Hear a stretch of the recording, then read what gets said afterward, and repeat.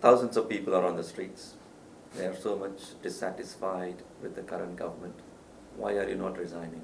I think government did a change few weeks ago, except Prime Minister, the entire cabinet resigned and a fresh team was appointed, mostly young people, new people, educated people, and a smaller cabinet, 18. Personally, I was not happy with that also, even though I was also appointed to that cabinet. I was one of the cabinet ministers who was appointed this time. But the following day itself, I went and told the president I would like to resign, and I advised the entire cabinet to resign. But he said, let's look at these options in future, continue. So I continued, but even today, I stand for a change in government, and I'm sure the president is also thinking the same lines now.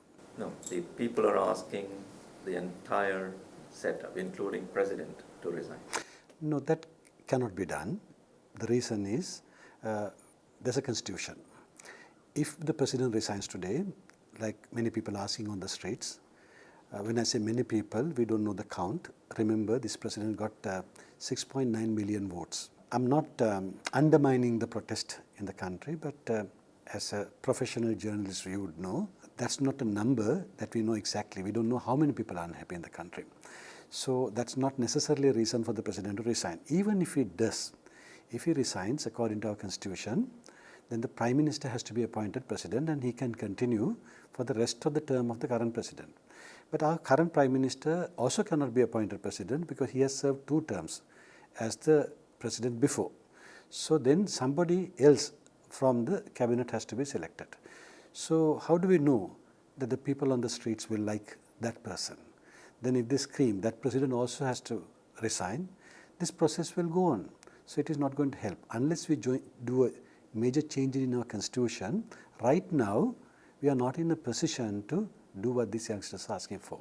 Sri Lanka used to be a model for South Asian countries and for many developing countries. What went wrong? I think things started going wrong, in my opinion or my observation as an economist, over the last 10 to 12 years.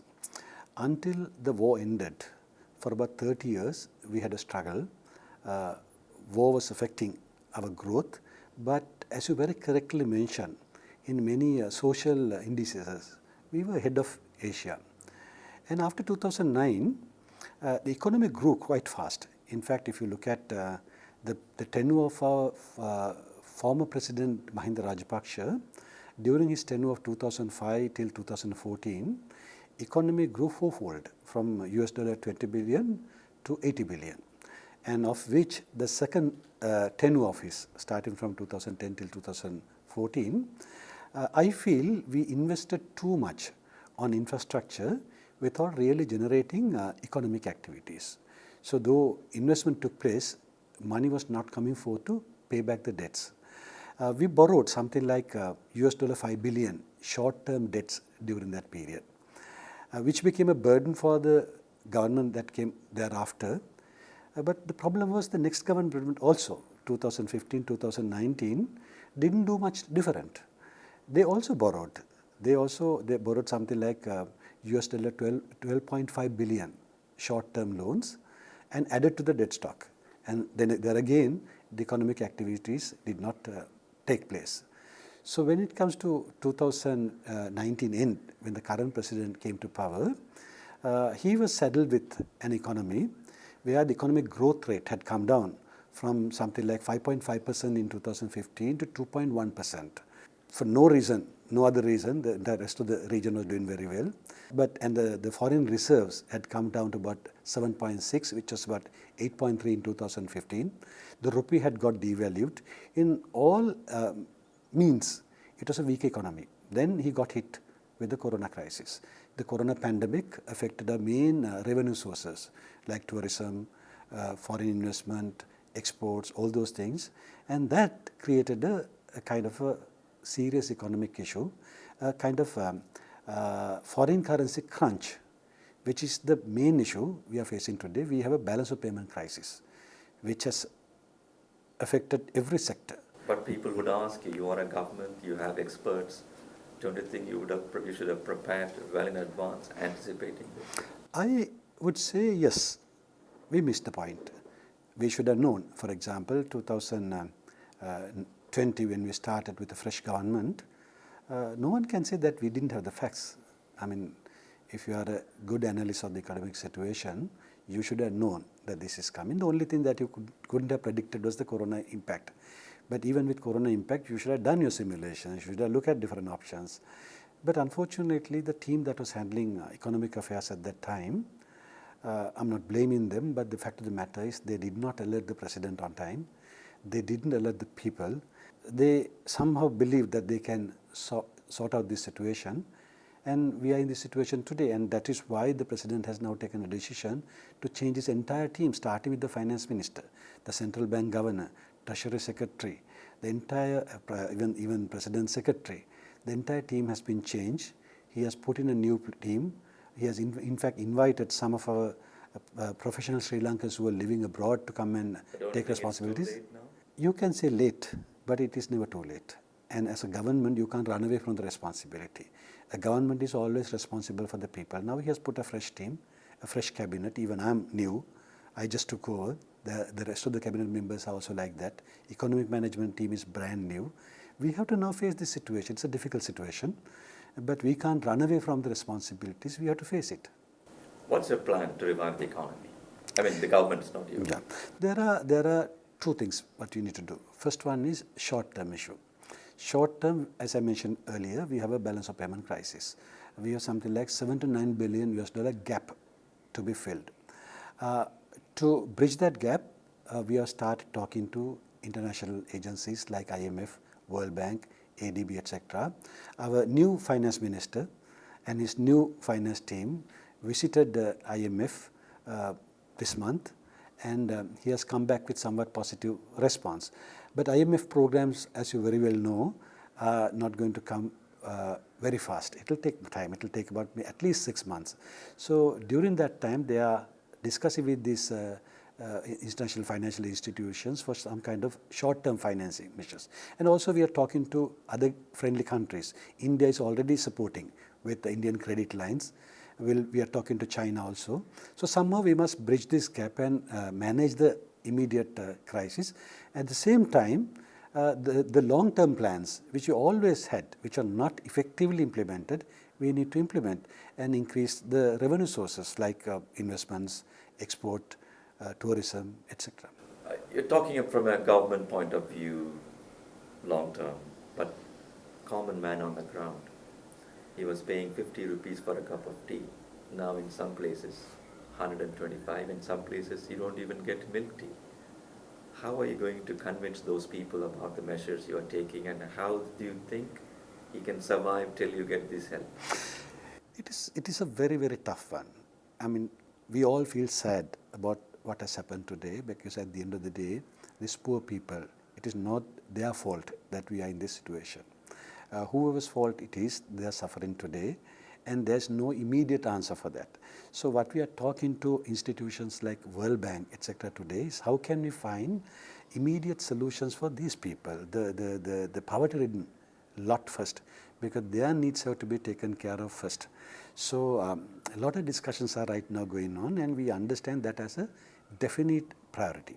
And today, the health ministry increased medicine prices by 40%, and it is the second increase in about 6 weeks.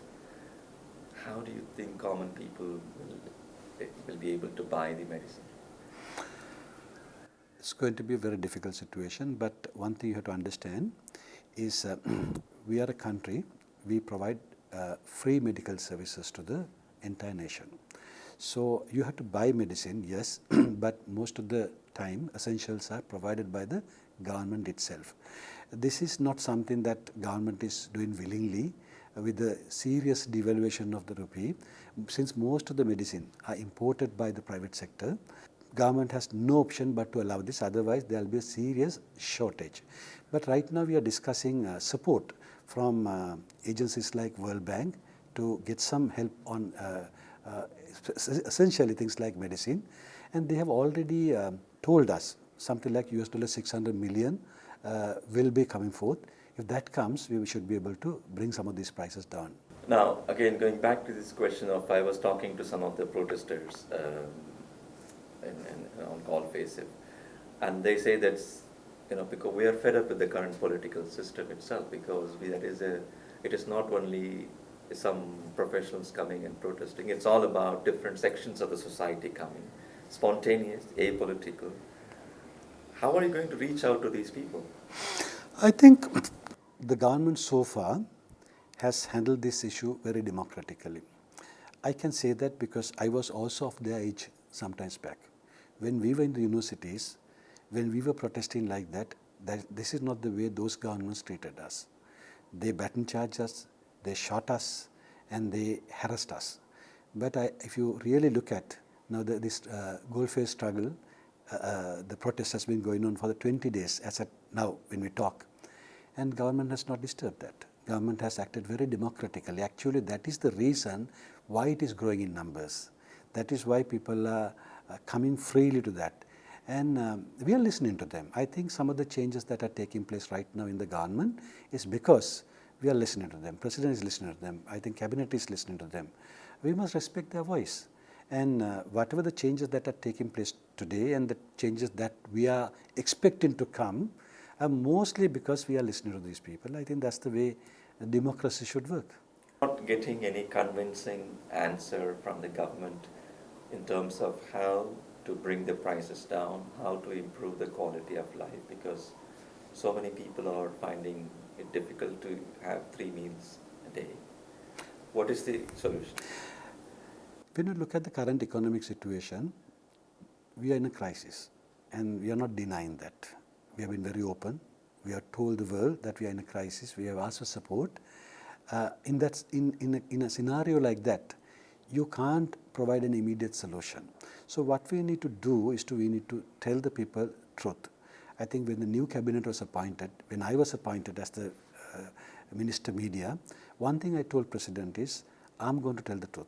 And President said, go ahead and do that. And he has given the same instruction to his entire team. Finance Minister is coming and telling the truth. And so at least some people will understand. When people understand, that will help us to overcome this situation, because at least some of them will contribute. Because if you look at the problems in this country, there are a lot of people who are responsible. The entire system has its own weaknesses. So if you can educate the people as much as possible, I think we can start facing this problem in a different manner. So that has been our current approach. Some people would say Sri Lanka has been or it was living beyond its means, like your expenditure was more than your income. Was it one of the reasons why the economy went wrong? There's a truth in that in a way. One is, as I told you very early, the expenditure, there are 2 types. No? One is the recurrent expenditure, the other one is the capital expenditure.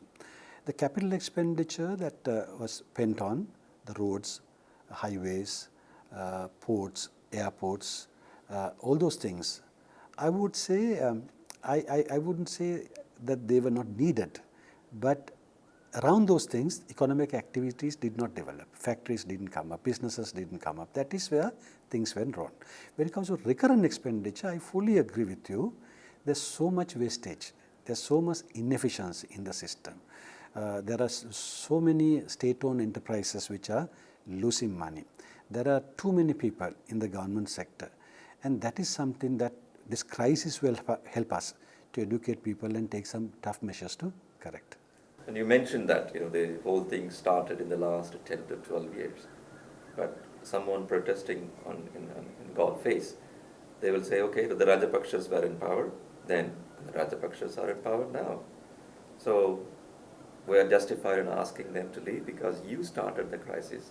At least any one of the Rajapaksas started the crisis. So we are here because of you. Are they justified? I think there's a little bit of unfair. I'm not defending Rajapaksas at all. I'm not defending anybody for that matter.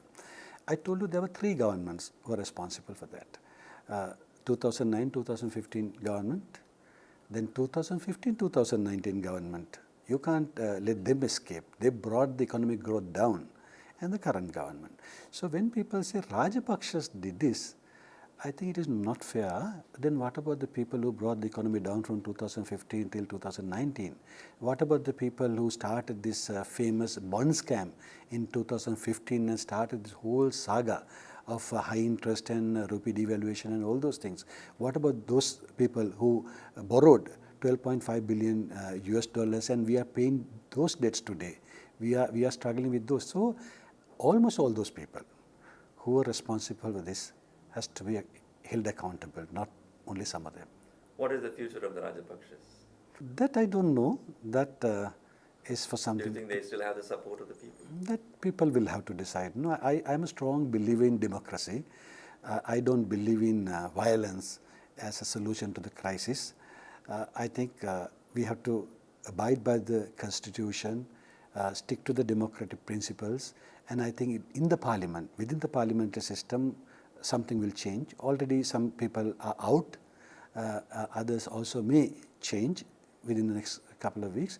Thereafter, I would always advocate at the right time, at the earliest possible, we must go for elections. Then people can decide. Ultimately, it's the people who should decide who should remain in power or not. Now, somebody might ask you, when we don't have papers for school exams, how can we have papers for ballot? That's exactly why we can't have elections now.